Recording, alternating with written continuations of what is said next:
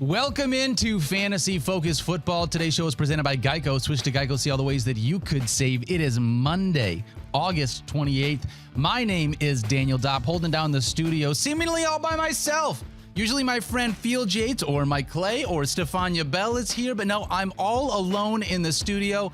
And when that happens, it means only one thing. It means that our good friend Liz Loza is joining us for this show. Liz, so glad that you are here. How are you doing, kid? It's great to see your face. Uh-oh, we can't hear you. We're about to. There we go. Sorry, start again. I am doing wonderfully, and Thank I am you. excited for a cross-country connection here. Oh, yeah, it's going to be a ton of fun. A jam-packed show we have here today. We're going to talk about some of the drafts that you and I have done, a little bit of news right off the top, and we're going to go into a segment called Smash or Pass, in which we tell you who we would rather draft over a couple of different choices. We also got a few things from the Props That Pops column that we have been doing together this year, Liz. So a lot of really exciting things on board. First and foremost, though, if you are listening to the show and you want to watch us, head on over to the NFL on ESPN YouTube page. Last week, we asked you guys to help us get up over 200,000 subscribers. Guess what? You freaking came through. We did it. You got us over 200,000. So now that means it's time for a new milestone. Let's get to 250. Let's keep on pumping this thing. NFL on ESPN in case you want to watch it. Otherwise, you can find us everywhere that you listen to podcasts. All right, Liz Loza. We're going to jump in first and foremost and talk about the news. We got plenty of time for nonsense as we go into the show. There's so much time for us to do things. But let's dive right in because we had some news last week. I want to make sure that we cover. Josh Jacobs officially signed a new deal, one-year deal up to $12 million with per-game bonuses attached to it. We've been waiting to make sure that Josh Jacobs is going to be back on the field, and his ADP has slid because of this situation. So now that he is officially under contract, I know what I've done with him. I'll tell you that afterwards. Have you changed your outlook on Josh Jacobs at all? I moved him up slightly in my rankings. I have him at, I believe, RB7. He's in that 7 or 8 range. Yeah. Really, it's like whether I feel like ranking him just ahead of or just behind Derrick Henry, but that's sort of the tier that I've moved him back up into. Yep, I am totally with you there. I think right now I have him as my RB8, right behind the Nick Chubb, Tony Pollard, Derrick Henry, in that same range. And part of that is because I know he finished as running back 3 last year, but the reason why he did that was because of like insane volume, almost 400 touches last year. And I'm expecting some regression. Every time you see that amount of volume from a player, I'm just expecting a little bit of regression the following year, which is why we don't have him up at RB3, why he's more at the back half of those RB1s. Well, and that's also why I mentioned Derrick Henry, because Derrick Henry is maybe the only running back, right? The anomaly to this 300 rushing attempt rule. Yeah. You usually see backs who've commanded over 300 rushing attempts regress pretty considerably. You know, the colloquial phrase would be that the juice is not there for them so much. You immediately think about Zeke Elliott in this situation, right? Derrick Henry is the anomaly, so that's why I have him ranked just ahead of Jacobs. But yes, he's coming off of a 340 rush attempt season in which nobody believed in him, and he proved to be an incredible value. But now I think if you do draft him, you know, within your top 6, you're probably drafting him at peak value. Yeah. I think I'm with you in that because of the volume that we're expecting for him, and I think we see the situation pretty much the same. I do want to say really quickly, not a lot of update on Jonathan Taylor, the other side of that. Stephen Holder has said that there's possibly another team in the mix other than the Dolphins, but something to remember. The Colts gave Jonathan Taylor a deadline, which was August 29th. Today, Liz, is August 28th. So that deadline is coming up real quick. We should have hopefully some more Jonathan Taylor news, if not later today, sometime tomorrow. We're hoping, so we'll keep an eye out on that one as well. All right. Wait, can I ask you a question about this, though? Yeah, can I ask you a question about Jonathan Taylor? Because I love that you mentioned the deadline. Also, a deadline? I know, like, right? Are we children? Is this homework? I mean, I get that money is in play, but like, what a finger wag. That doesn't really like build trust or improve relations regardless. If Jonathan Taylor can't find a suitor, yeah, and he's like, well, I'm like 24 and I need some money.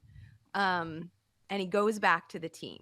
Like, let's assume all of this was just summer drama clickbait joy, right? We enjoyed it to a certain degree. It was like watching a novella.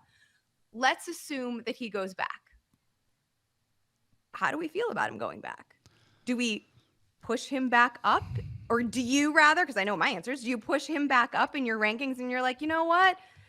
He's going to get in there and he's going to see Anthony Richardson and he's going to be excited by this new regime and all of the love will come flooding back, right? They went to couples therapy, but then the love is back once they work out their differences.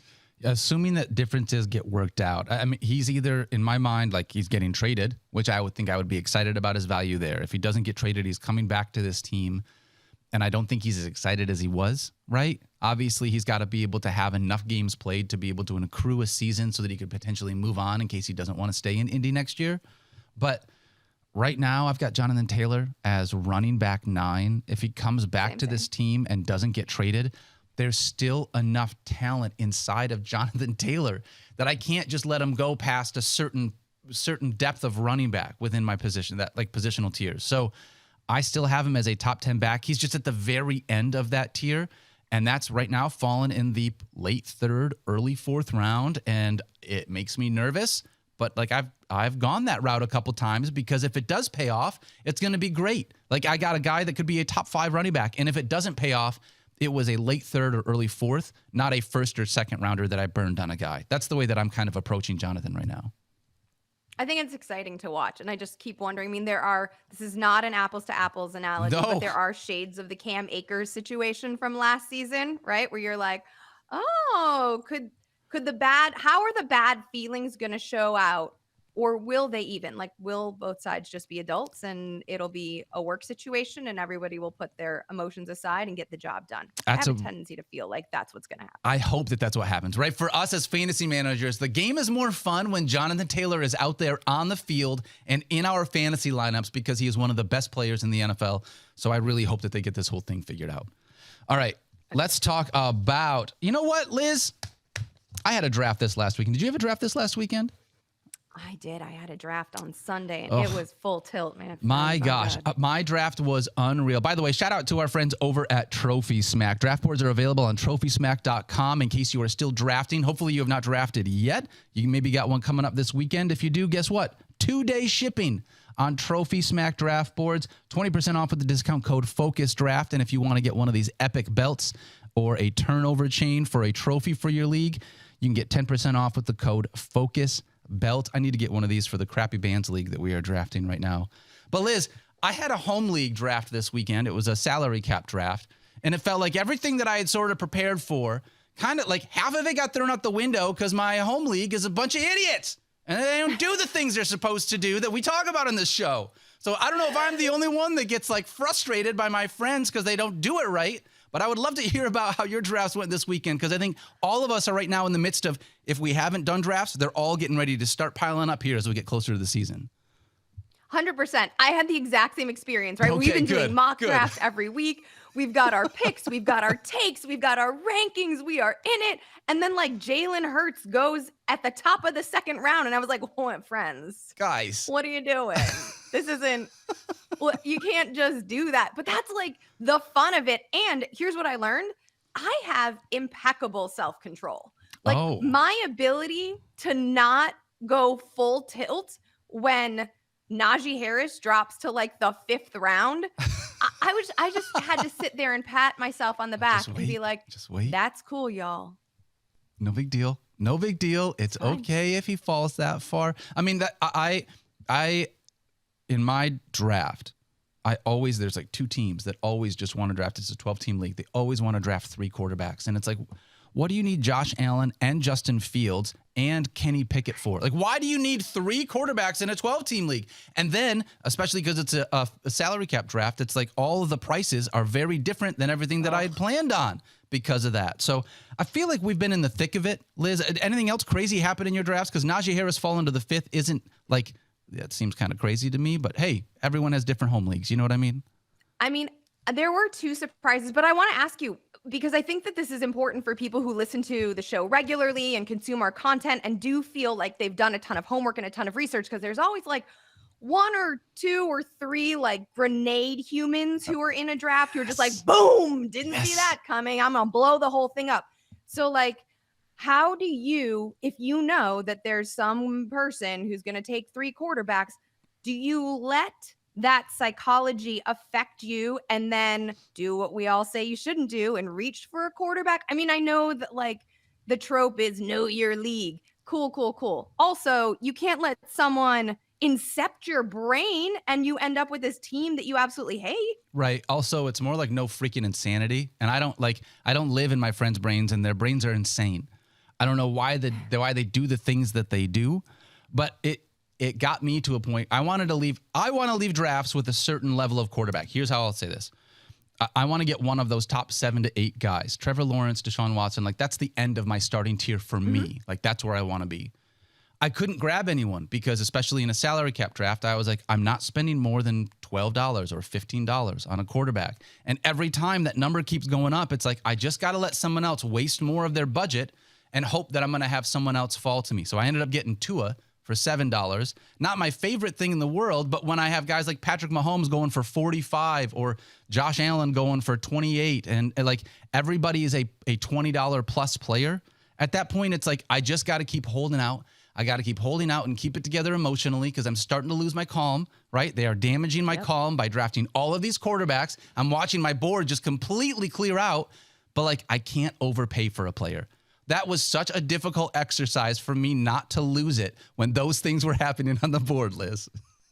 Yes, but you just answered the question beautifully. You did not let them harsh your vibe. You did not let them blow up your theoretical wallet, right? Like you stayed the course instead of getting into a bidding war for Josh Allen, who you didn't really even want in the first place. And I think that is such a huge takeaway that we can tell people, like, this is going to happen in every draft. None of it's going to go the way you plan. Congratulations. Welcome to living 101. Exactly. Right? You're going to be confronted with things that you never expected to be confronted with. And so you just have to go in with some founding principles and keep rolling with them. I am totally with you. One of the things I will say this too, I've really enjoyed being able to establish the kind of draft strategy that I want to take into this season. I've been doing a big, long draft strategy as a part of ESPN Fantasy. You can check it out right now on ESPN.com/fantasy. And one of the things that I've done as the draft strategy is I've really leaned into this year with the way that the board has been falling, the anchor RB or hero RB strategy. It's been the one that I love the most. You talked about it a ton leading into the season. You talked about it last year. It's one of the things that you do. I just want you to know I'm finally on Team Loza. I am all in on this draft strategy, especially with and you can't do this every year, but the way that the board is falling this year, I absolutely love it. Is that something that you are doing again, or have you shifted to a different strategy? Oh, no, I am all in on anchor RB. Although in my home league, Bijan Robinson, I had the 12th pick in a half-point PPR 12-team league, and Bijan was there at 12. At 12? And I was 12th. He was there at 12, and what? Yes. And so I was like, okay, like I have been Joe Mixoning it. Yep. I have been Najee Harrising it, right? And I was like, I guess I got Bijan. Like, gotta great. take it. I'm going to do it. And so then, though, it was really difficult to not try to scoop up one of those value RBs that I've been regularly targeting. I was like, all right, James Cook, you're not on this squad now. Like, that's not going to happen for me. So, yes. The other thing I wanted to say was that even though the collective, might have like your list of bust candidates, right? Like, I'm not touching that guy. You will if he falls far enough. Yep. Like you have to allow yourself to entertain a potential deal. And for me, that was Mike Williams, who is my actual bust in our roundtable sleepers, bust, and breakouts. Yeah. But he was still on the board at the end of the 8th round. And I was like, what are we doing? Okay, I'm going to take him here. And then I'm going to take Jordan Addison with my next pick so that I have some balance. There's nothing wrong with that. 8th round for Mike Williams. I feel like this is one of those situations, and we talk about this every year. I've said it before. Mike helped me realize this. Every year there is value that comes up in the draft. Last year we talked about it. DK Metcalf, Tyler Lockett. Nobody wanted them because of that situation. But eventually it got to a point where it's like, hey, man, in spite of the fact it's not the situation that I want, they're just better players than the guys that are on the board. They could just produce more than some of these other dudes. So this is where you got to be able to put those blinders on. Again, take off the emotional hedging that you do because you don't like a guy and say, this is about value. This is about numbers for my team. I don't have to like the person. It's about making sure that I get the production for my fantasy team. So, Liz, I could talk about draft strategy literally all day long. Like, it's one of my favorite things in the world, watching the way that a board falls, being able to talk about, would you do this or would you do that? And that's actually what we're going to dive into. Smash or Pass. It's brought to you by Geico. Switch to Geico, see all the ways that you could save. And looking at the draft board, let's say we're going into a draft. That's how I'm going to approach these conversations. We are on the board. We've got to take one of these 3 players. I'm going to give us 3 players that we're going to talk about. You're going to smash draft on one of them, and you're going to pass on the other 2. Okay? We're going to start the wide receiver position. T. Higgins coming off the board, the 29th overall pick. Chris Olave coming off the board with the 30th pick. And Devonta Smith at 32.5. That's their ADP.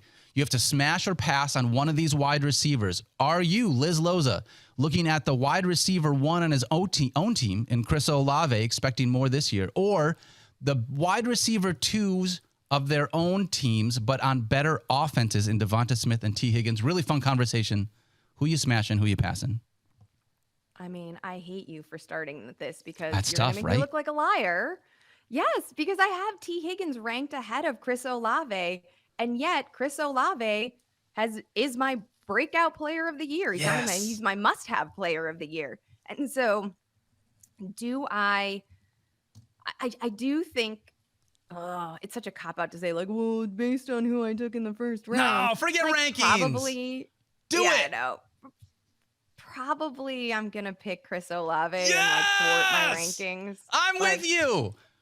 If I'm being honest, I will just say I have a stat that is important for T. Higgins that I wanted to share because this might change things. We all know that Higgins has gone over 1,000 yards for 2 straight years. But when Jamar Chase was on the field, Higgins averaged 4.7 catches per game and 67.3 receiving yards per game. That number jumped to 6.5 receptions per game and 92.7 receiving yards per contest when Chase was sidelined.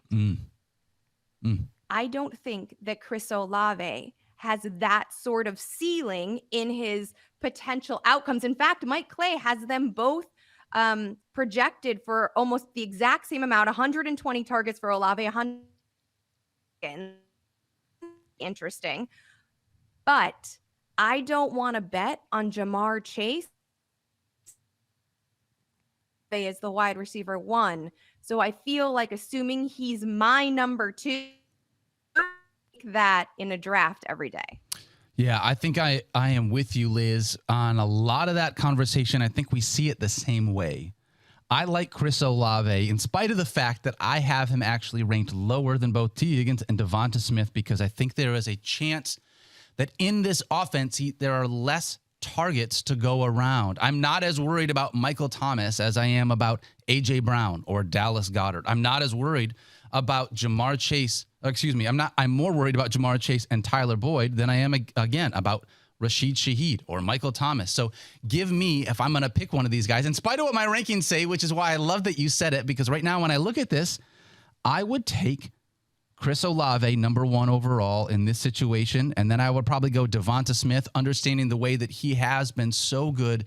Even when A.J. Brown was good last year, Devonta Smith still totally crushed in an insane way. He was a better wide receiver post week 1 than A.J. Brown was, I think, the rest of the season. So I would smash Chris Olave. Devonta Smith would be my number 2, but I would pass on him. And then it would go to T. Higgins.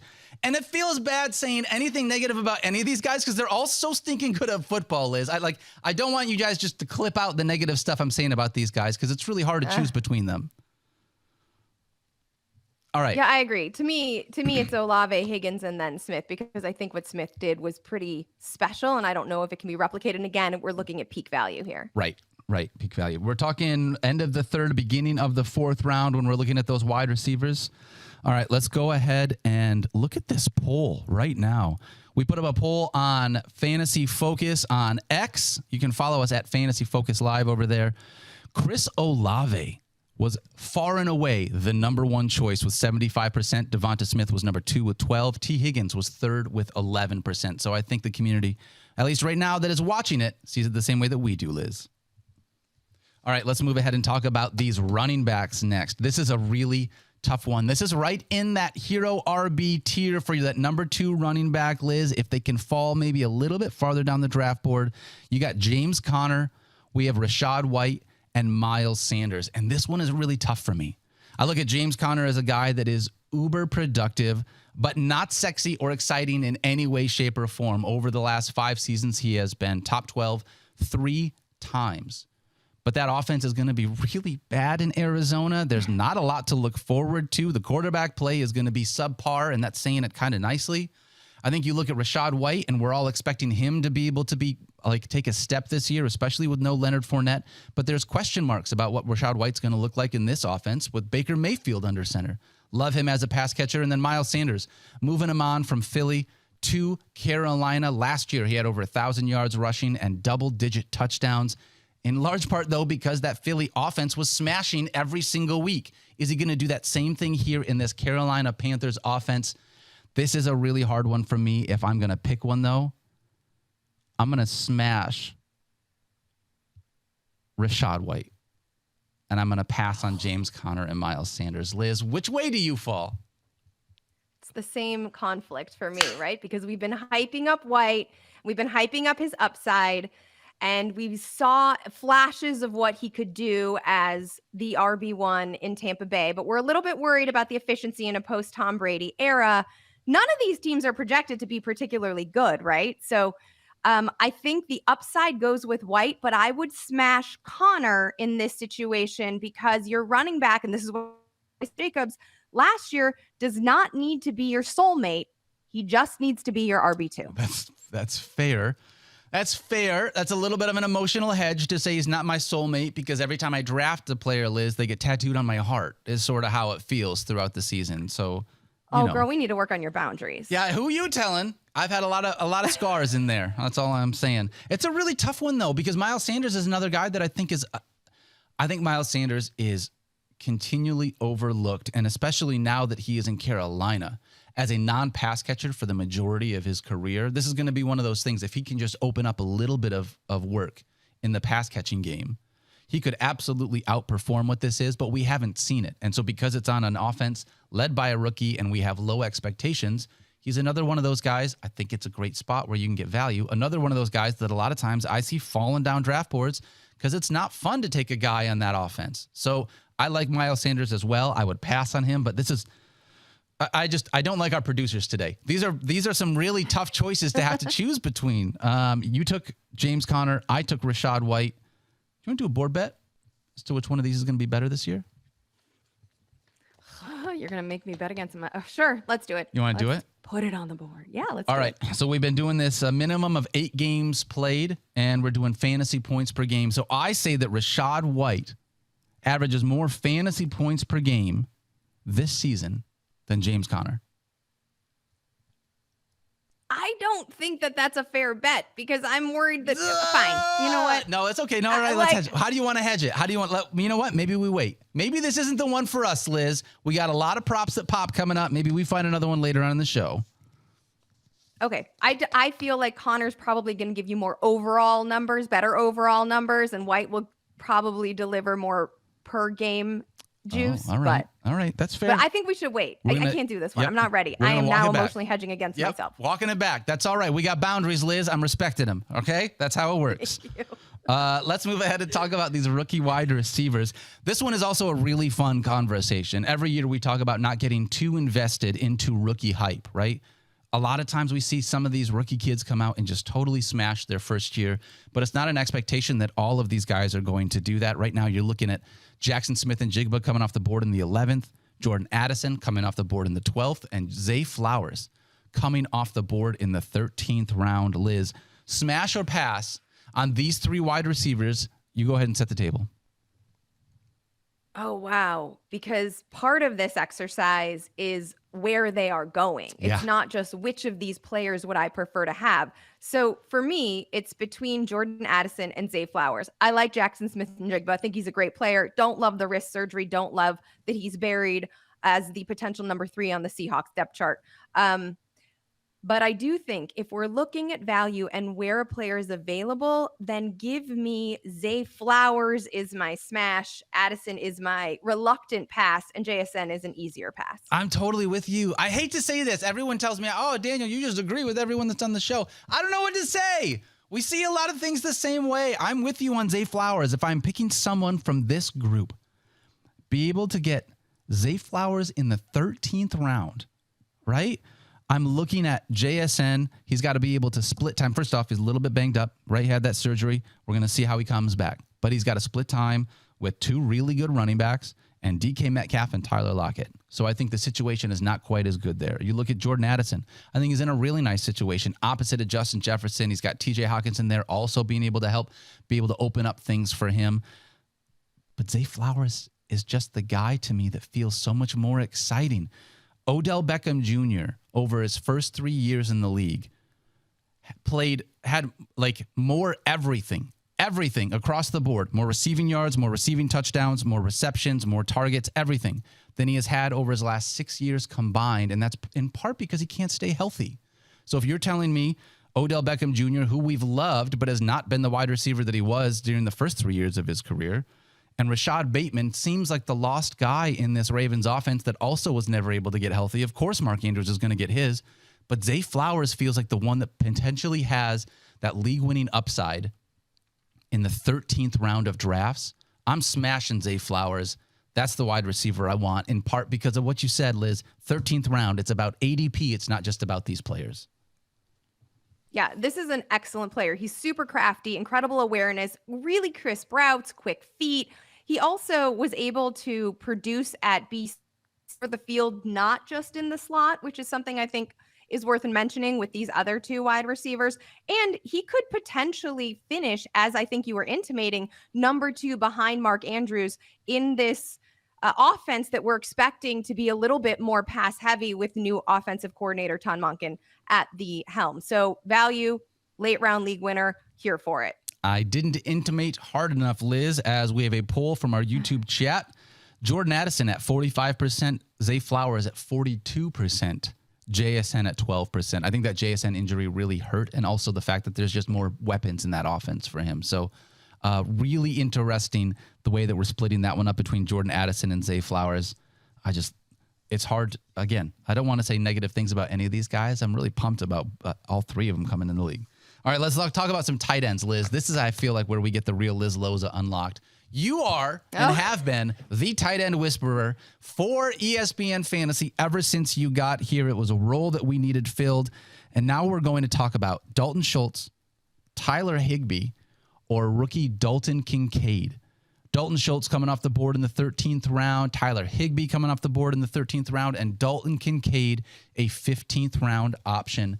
This one is really tough for me because I don't love any of them. It's like you're totally passing and punting on the tight end position, Liz. If you're taking a dart throw, which direction would you be going here at the tight end position?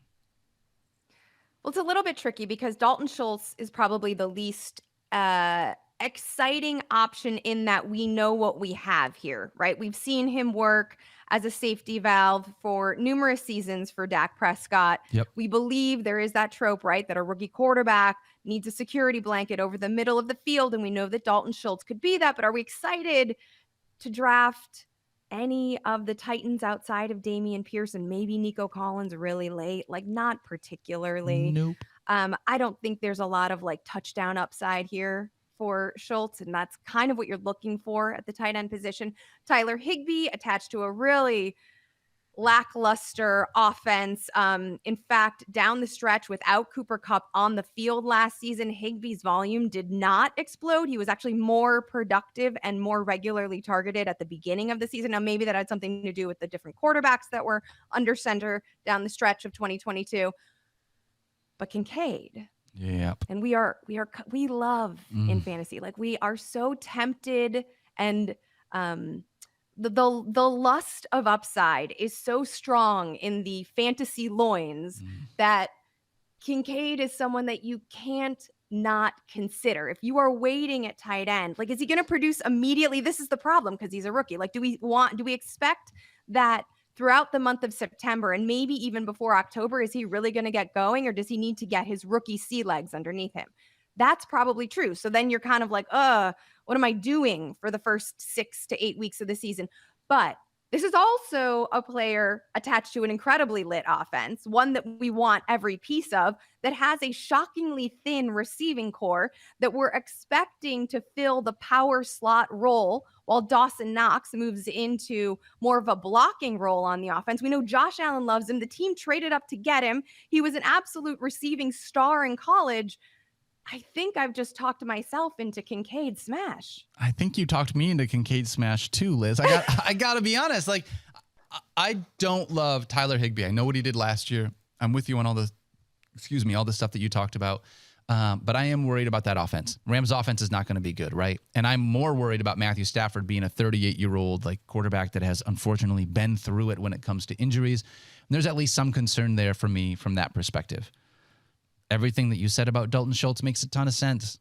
But if he's not a guy that is going to be a chain mover, seeing 75, 80 receptions a season, then he's got to be able to get in the end zone for him to be a starting tight end for you at that point. And coming from that Dallas offense, I don't know if I expect more out of him than what we saw last year when he was already so involved in that offense in Dallas. So at that point, it leads us to this conundrum that we're in, because I think you laid it out really nicely. I would rather have Dalton Kincaid.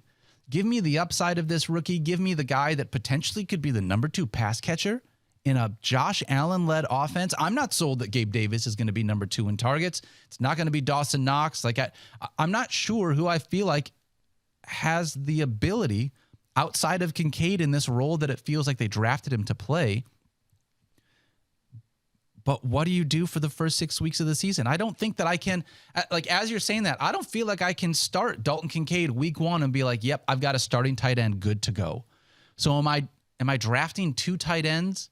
Am I going to go out and try and grab a guy like Tyler Higbee to start for the first 3 or 4 weeks, even though I don't like him, but he should have more consistency with Matthew Stafford, while then Dalton Kincaid gets a little bit of chemistry built with Josh Allen, and then after weeks 4, 5, 6, 7, you deploy him? I don't know. There's some roster construction strategy there that I don't totally love with the part of this question, Liz. That's like, what do you do with that? Like, would you roster 2 tight ends, or would you just roll the dice on Dalton Kincaid as your only tight end for week 1?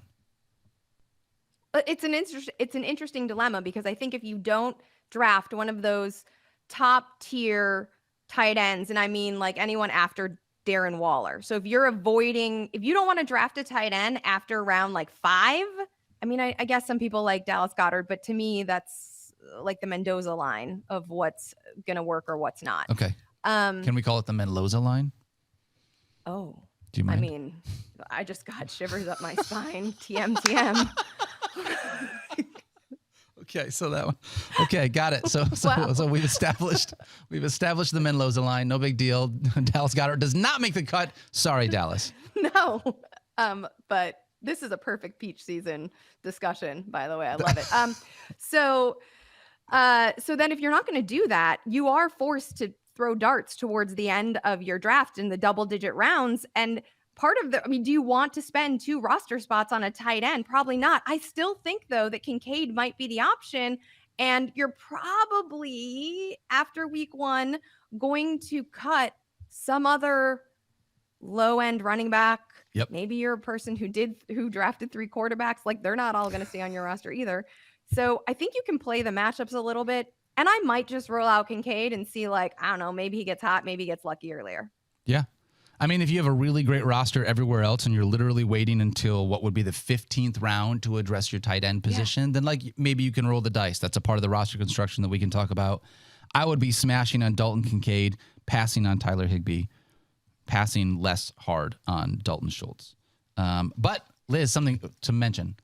In this salary cap draft that I did over the weekend, a bunch of the people were there in person. I was one of the only people drafting remotely. So they're all there at my buddy Kurt's house, having a draft, a couple of drinks, food, and all that stuff.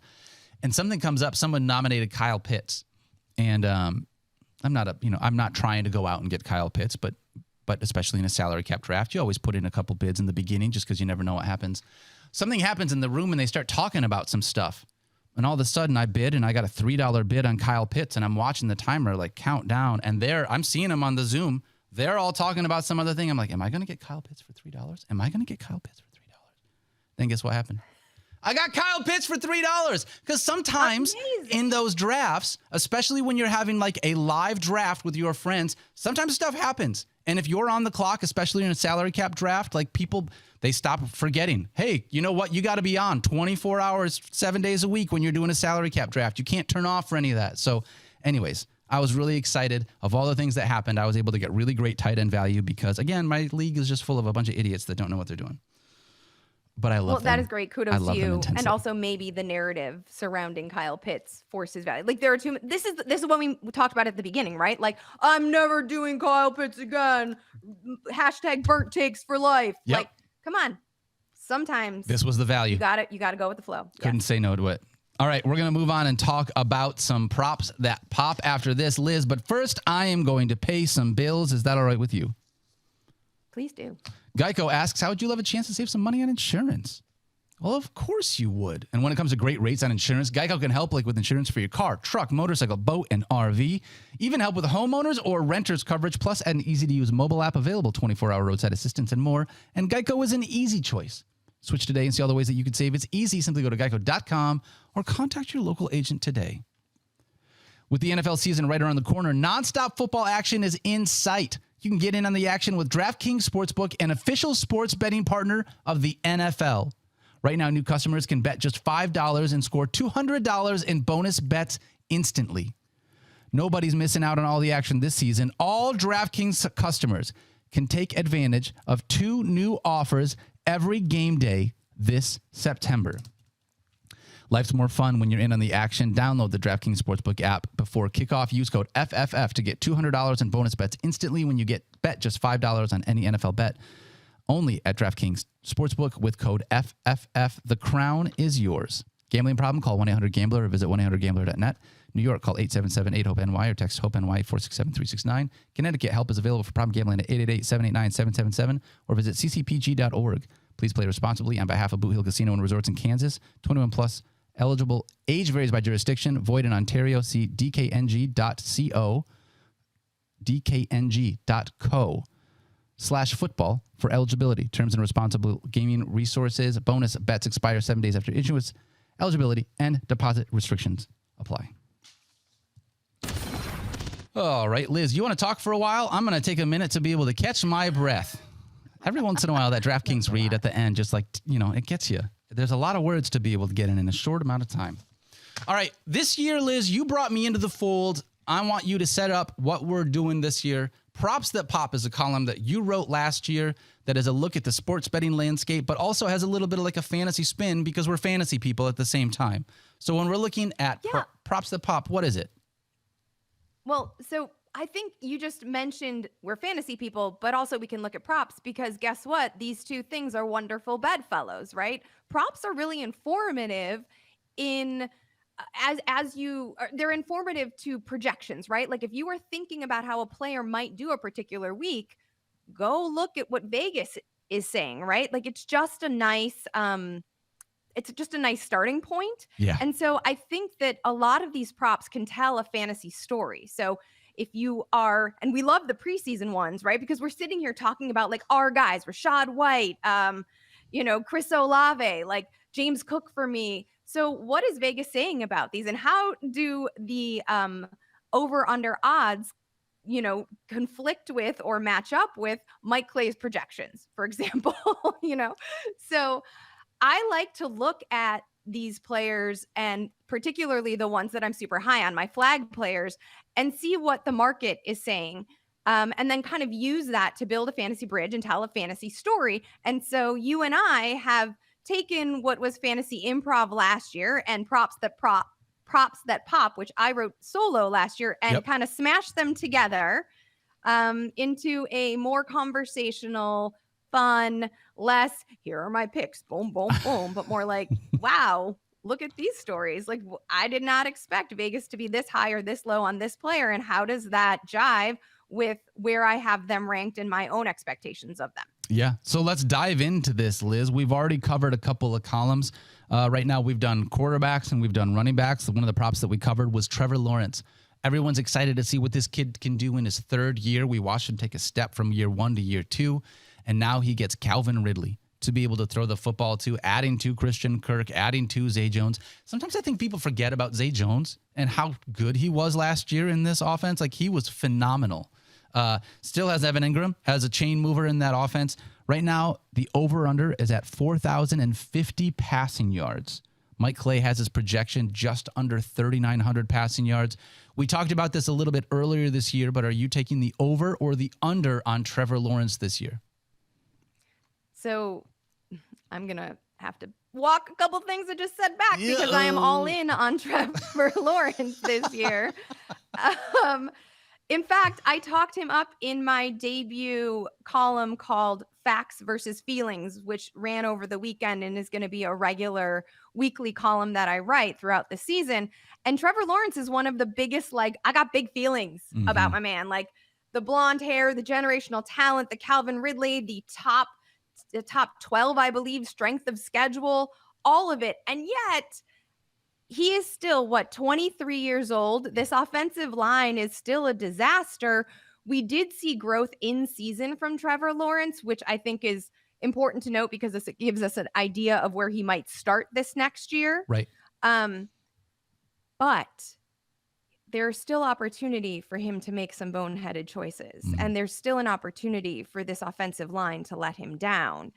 And while I do think he could probably pass for around 4,100 yards, at 4,050, I don't like this bet. It is too close. And so I'm going to take the under. That, however, does not negate the big feelings I have about his potential to hit the over. I think so. We saw this similarly when we wrote the column. Another thing that gave me a little bit of pause is just the amount of rushing that he does. I mean, he had 73 rush attempts his rookie year. He had 62 rush attempts last year. It's a thing that he does. Like, he uses his legs. He's a mobile quarterback. Maybe not as much as some of these other guys. But when you talk about a guy that can maybe rush for, at 250 to 450 yards for a season, and now you're talking about, well, we need to make sure we get to 4,000. Like, that's part of where this, you kind of fall in this gray area here. So as much as I love Trevor Lawrence, I am on him as well. This year, he's one of the quarterbacks I want to leave fantasy drafts with, but I don't think that there is enough juice or enough space in this line for me to feel like I can take the over on it. So I'm going to take the under on 4,050 passing yards for Trevor Lawrence. All right. Liz, now that we started out really depressing and on a down note, how come we should always start by taking an over, even though I know those are the ones that pay off all the time? It's just like, I don't want to say negative things about a player. It's just not as fun. Let's talk about Josh Allen. Josh Allen's over-under right now is 575 rushing yards, 575 and a half rushing yards, which feels like a metric ton for a quarterback to say, like, oh, yeah, definitely Josh Allen can get to almost 600 rushing yards as a quarterback. I believe when we did this column, Liz, that I took the under here on Oh, I take it back. I took the over on this one, actually. Now that I'm realizing, I thought that I was wrong on this one. But in looking at the way that the Bills use Josh Allen, it's tough to be able to say that he's not going to be, again, one of the top rushing quarterbacks in the NFL. Did you take the over or under on 575 rushing yards for Josh Allen? Okay, well, here's the thing. I mean, you mentioned fun. Who is more fun to watch escape the pocket than Josh Allen? Like, he plays, and I had a former colleague that would say this, he plays like his hair's on fire. And that is glorious from a, like, sit back and watch this gladiator do his thing perspective. He has cleared 760 rushing yards in back-to-back seasons. Oh, that's good. So, yeah. But because of the elbow injury and because of various comments from Sean McDermott, like, I don't think that the Bills want him to be such a wild man under center. I think they would like him to, like, maybe be a little bit more disciplined in his rushing. But again, that is the thing that makes him so special. So how do you how do you teach a player to not like give it all up right away? Like, how do you teach them to temper and discipline that which makes them so special and not just like literally leave it all on the field every single game? Yeah. So I do think there's going to be a regression. I do think he'll probably run for under 700 rushing yards, but I don't think that is magically like the thing that makes him so special is not wave a magic wand going to disappear immediately. Evolution takes time. And so I expect a regression on his rushing yards from last year, but I don't think he'll dip under 600, assuming he stays healthy throughout the season. What a high number. Like, I don't think that I disagree with you, but what a high number to be like, yeah, I think he'll probably have 600 rushing yards again as a quarterback. But this is part of, and I wrote it in the column when we did this is part of, like you laid out, Josh Allen is a certain kind of player. The Bills know the kind of player that he is. Yes, they want to preserve him. Trust me, they know that. They want to preserve him for as long as possible for their franchise. But they're also not going to change who Josh Allen is. You let the guy go out and be the superstar that he is for your team. That's just a part of it. So with all that being said, even though we like James Cook to come on and maybe be another like better part of this running game here, I still think Josh Allen is going to be over 575. I as well took the over with you on this column, Liz. So on this prop. So I'm going to take the over on Josh Allen. Over 575 rushing yards. That at least balances it out. We had one over. We had one at the quarterback position. Then I don't feel like we're being too negative, so that's nice. Let's move ahead and talk about Bijan Robinson. Bijan is so much fun. Like, in talking about rookie running backs, just rookies in general, right? So much of this is just straight up anecdotal. Like, I know we can project based on what last year's running game looked like. I know that the Falcons had more than almost 160 yards per game on the ground behind Tyler Algier and Cordero Patterson and Marcus Mariota. We know they want to run a ton. We know that's a part of what Arthur Smith wants to do. But we haven't seen Bijan be out there. And in spite of all the things that we saw from Bijan in college, there is just this always we're projecting these high-end rookie running backs to just be superstars almost right out of the gate. So, Liz, 1,000 rushing yards for Bijan Robinson, 1,050 rushing yards for Bijan Robinson. That doesn't even seem that crazy to me. Are you taking the over or under on that one?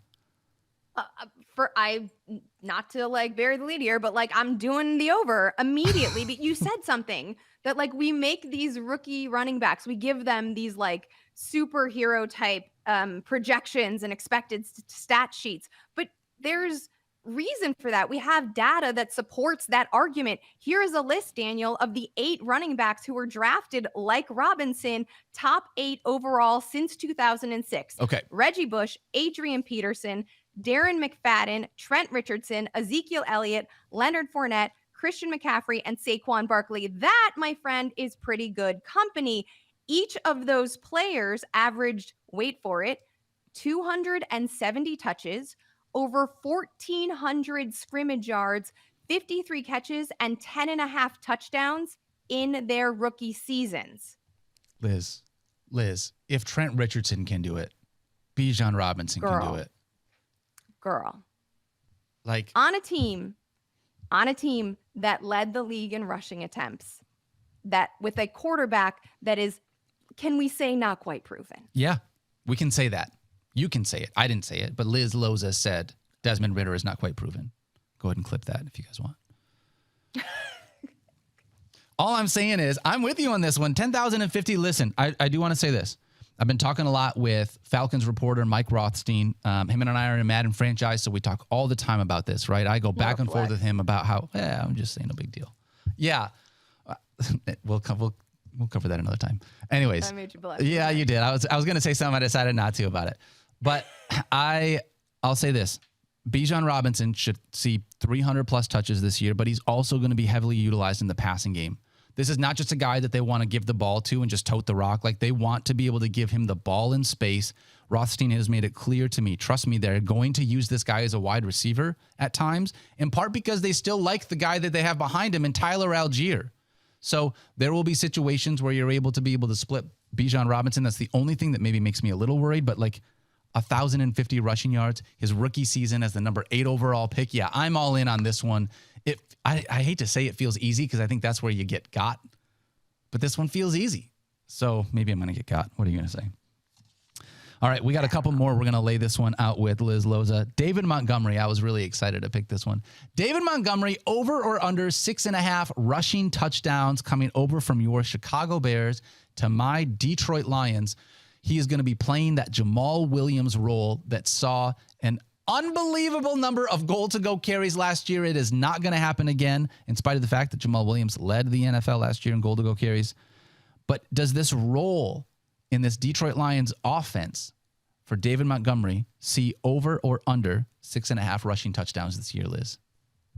I'm actually not going to answer first. And not that I would ever disrespect your ability to work traffic here as the host. I will kiss the ring. However, I know how passionate you are about this player. And so I feel like you should lead it off for the people. I don't want to do anything that might put a damper on your extreme excitement. How dare you, Liz? All right, I appreciate you. I appreciate you sending this one back to me. A little Jason Kidd in your game right there. All right, so listen, a league best, the Detroit Lions, a league best 29.5 fantasy points per game at the running back position. We know how much the Lions want to use running backs. They have an unbelievable offensive line. That's something that we saw clearly last year with the way that both DeAndre Swift and Jamal Williams were able to work in this backfield.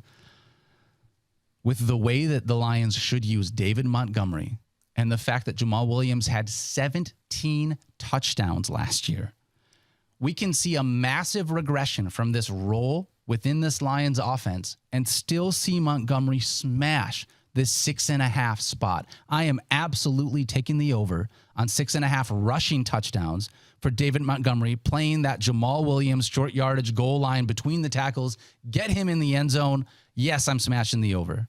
What about you? I knew it. I love it. Former Bear. Is that the hard part? Is that what this is? No, this one's tough for me because I do think it's a really good line. Like, I think that 6.5, I think 7 is probably the projection, but I have him at 8 personally. So I will take the over. It is really close. There isn't a lot of space, but I think you make an incredible case. Look at that. Hey. Space. And so I too will take an over, but I wouldn't, if somebody was like, nah, I'm going to save my money and not bet this bet, I think that's probably the better strategy. I totally understand that. Better strategy if you want to not make money. Totally get that. All right, let's move ahead and talk about some Keenan Allen in our lives. Liz, I've been all over. I love Keenan Allen this year. I'm super stoked about what he could potentially be inside of this Chargers offense, especially with Kellen Moore coming over. We're expecting a positive regression from Justin Herbert last year, which is crazy because Justin Herbert wasn't even like bad from a passing game perspective. He threw for almost 5,000 yards still, 4,800 passing yards, 25 touchdowns. So I think he can be a lot better, though. We both know that. Keenan Allen missed quite a bit of time last year. And when I look at this number, I think that's the thing that really gets me. And that's the hard part, is knowing that Keenan Allen turned 31 this offseason, right? They brought in Quentin Johnston, who was going to be there, as well as Mike Williams, as well as Joshua Palmer was there last year. I think this line is just as much of, can a 31-year-old Keenan Allen stay healthy enough games to reach this 875-yard mark with the fact that they have added other weapons to this offense? Because he's beat this in like 5 of the last 7 seasons. The only time that he hasn't beat this mark is because he got hurt and didn't finish out the season. So for me, I want to take the over here because I still see Keenan Allen being heavily utilized in this offense in spite of all of those things, still living in that slot role. Maybe if he played on the outside and was more of a DeAndre Hopkins type wide receiver, I might take the under on this. But because he lives in the slot and I expect positive regression from Justin Herbert in this offense, I'm taking the over on Keenan Allen at 875.5 receiving yards this year. What about you? I think you laid this out really nicely. There was that stretch of 5 years, right, where Keenan Allen was ultra reliable. He cleared 900. In fact, I think 4 of those 5 years he cleared 1,000 yards, and he was just under that amount, but over 900 3 years ago. 3 years ago. Yep. Last year, though, that like he was limited to 10 games, and people were like, he's 30. This is the beginning of the decline. And so I think that this line is a reaction to that. People hedging that the window on him is over and shrinking or shrinking. And so I agree with you, though. Keenan Allen has additionally, if we want to extend beyond those past 5 years, what came before was that he was dubbed with this injury-prone narrative that he thwarted. So what is to say that a player like Keenan Allen, even at 31, can't thwart it again and come back? Do I expect 1,100 receiving yards? Probably not, but do I think he gets to 945? Sure, I'll take the over as well. I like it. I like you, Liz. Also, I just like taking the over. I realize we're not supposed to just take the over, but it's more fun to be excited about this situation.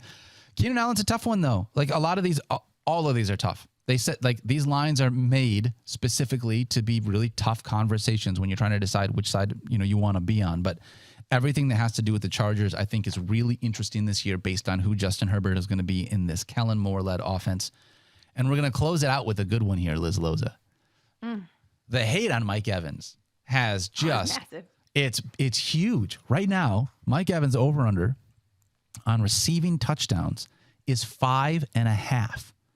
5.5 for a guy that we've watched just mash in the touchdown department. Mind you, he's had Tom Brady, but just mash in the touchdown department basically his entire career. It almost doesn't matter who has been under center for him.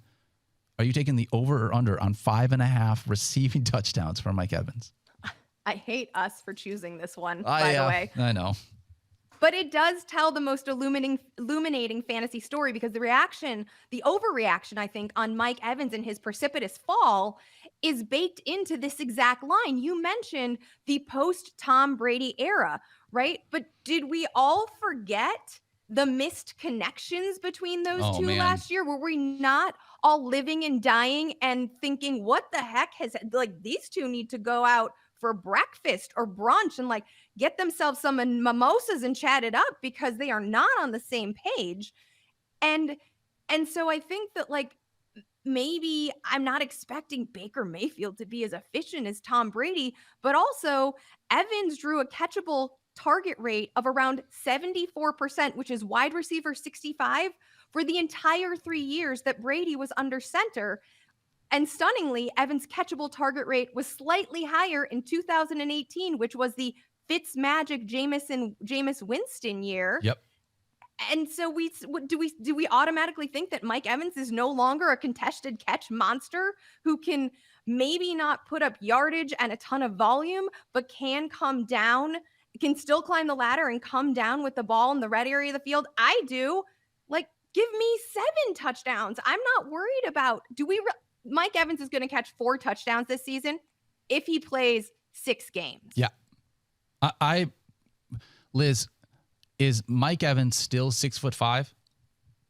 I don't think he's shrunk yet. I think that happens when you turn 50. Yeah. I don't know. Okay. So then I'm going to take Mike Evans for over 5.5. Everything that you just laid out, he's still this guy that should dominate in the painted area. No one else. Chris Godwin's not going to be that guy in this offense, right? I don't see that happening from anyone else here. If there's anyone that is going to dominate, I feel like in the red zone, it has been Mike Evans for this team for the past almost decade. It's going to continue to be Mike Evans in my estimation this year.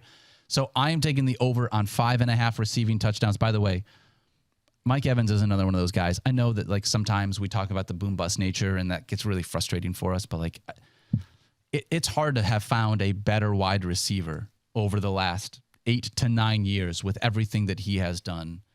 1,000-yard season after 1,000-yard season, double-digit touchdowns in half of his seasons. The dude is just unreal. Sometimes I give Mike Evans more hate than he deserves. So maybe this is just me saying, Mike, sometimes that happens, but we still love you, man, because you're so stinking good at fantasy football. You've been good for so long. Also, just to put a fantasy button on this, whether you want to bet this prop or not, Mike Evans is going in real drafts, in my home league draft that we opened the show talking about, in rounds 8 or 9. That means he's probably your wide receiver 4 or 5, depending on how you built your flex. Stop it. Okay.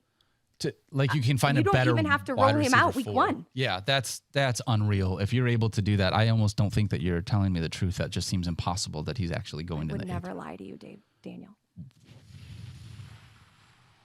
Okay. All right. I'll buy that. I would never lie to you. I believe it.